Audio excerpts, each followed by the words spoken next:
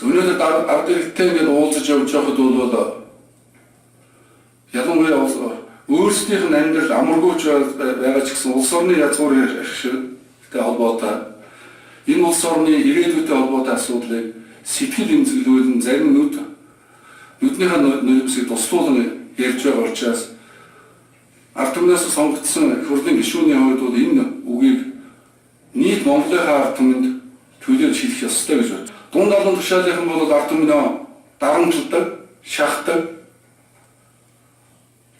Өнөөдөр набор гэдгийг бол төрийн ордонд байж байгаа хүмүүс набор гэдэг нь шоколадны набор гэж ойлгодог бол баян өршөө толгойлод наборыг бол дотор эрэхтэн жоох махтай байлсан дотор эрэхтнийг набор болгож явж байгаа хинч мэдэхгүй байна. Тийм учраас энэ ийм амьдралтай байж байгаа нөхдөд чинь яадаг вэхээр цэнгэр дэвтэр гэдэг алдартай дэвтэр юу болсон? Дэлгүүрт ороод мөнгөө төлж чадахгүй. Дэлгүүрт ороод мөнгөө чадахгүй цэнгэр дэвтэр тэмдэглүүлдэг болсон байна. Одоо дээрээс нь цэнгэр дэвтэр нэвтрүүлж байгаа тэр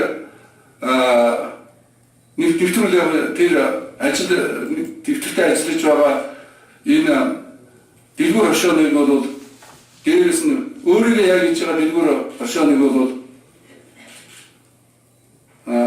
нөөтийн машин гэдэг машинаар дамжуулж тэр нь цаана бафар бизнес болж байна. Бид өнөөдөр 750 мянган төгрөгнөөс сая төгрөгийн нөөтийн машин авч чадахгүй.